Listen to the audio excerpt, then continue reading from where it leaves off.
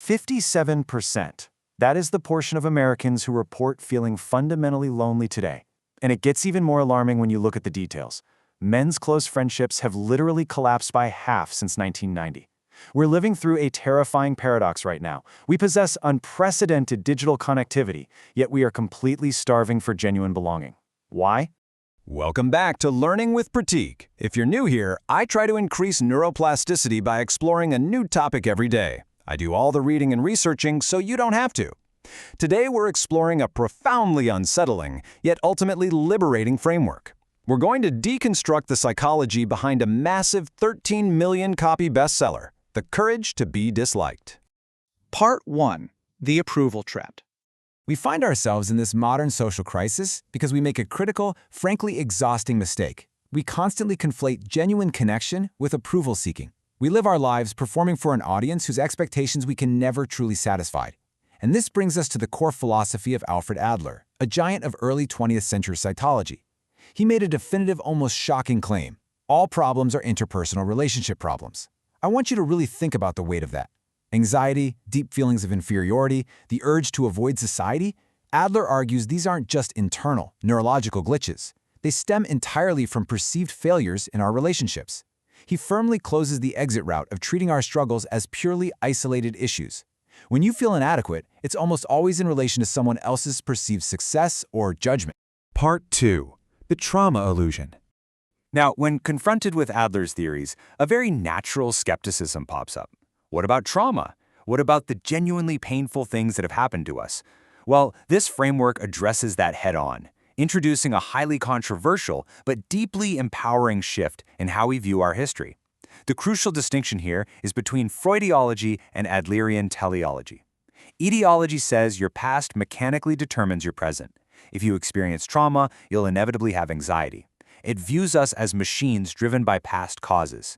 But teleology flips the script entirely. It suggests that our present goals dictate how we use our past. Adler would actually argue that a person might unconsciously manufacture social anxiety simply as a means to achieve a specific goal, like avoiding the pain of getting hurt in future relationships.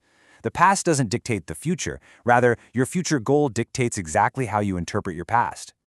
Part 3. The Separation of Tasks. Adler's approach might sound like strong medicine, but it actually gives us a mechanical toolkit for dismantling social anxiety. Just look at this ruthlessly practical three-step process. First, you identify the task at hand. Second, you ask who ultimately receives the result of the choice being made. And third, and this is absolutely crucial, you completely refuse to intrude on the other person's task. Let's say you're in a stressful situation. Your response to that situation is your task. Whether another person reacts to you with anger, agreement, or approval, that is entirely theirs. You can't control it, and honestly, you shouldn't even try. By separating what's ours from what belongs to others, we instantly drop the impossible weight of micromanaging the emotions of the world around us. To cut the Gordian knot of interpersonal drama, you simply have to discard other people's tasks. This means refusing to intervene in their responsibilities, and just as importantly, refusing to let them intervene in yours. It is quite literally the only way to stop the exhausting cycle of living for other people's expectations and to begin actually living your own life. Because when you stop carrying the heavy baggage of trying to please everyone, you finally have the bandwidth to figure out what actually matters to you. Part 4. Vertical versus horizontal relationships. So how exactly does this framework dictate the way we interact with our peers, our colleagues, and society as a whole? Adler identifies two main structures: vertical and horizontal relationships. Vertical relationships are strictly hierarchical. They are based entirely on seeking approval and recognition. This breeds a highly performed, anxious kind of connection. It's the kind where you might have thousands of followers, but absolutely no real community. Horizontal relationships, on the other hand, treat people as true equals in worth. They're based on mutual contribution rather than power dynamics. And Adler argues this is the only structure that fosters genuine belonging. In a horizontal relationship, you don't need to prove your superiority. Your mere existence and contribution are enough. And here is where Adler gets radically counterintuitive. He argues that both rebuking and praising others are fundamentally harmful. Now you might be wondering, wait, praise is bad?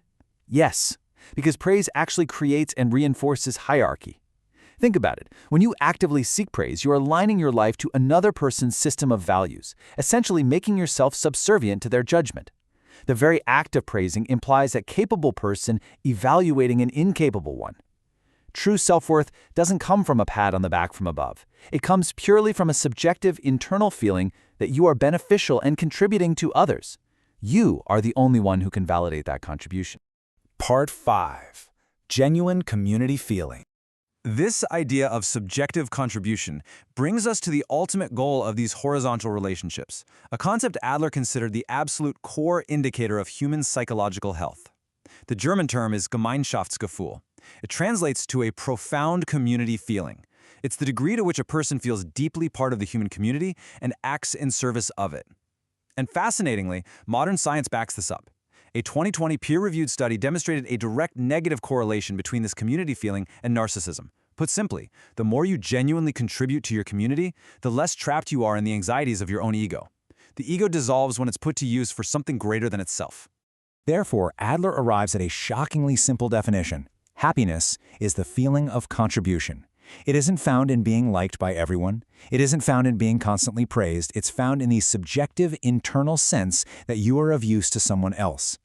This perfectly mirrors modern self-determination theory, which proves that authentic belonging supports intrinsic well-being, while contingent, approval-seeking behavior quietly destroys it. You just don't need applause to know you've helped build something meaningful. Part 6. The cost of freedom.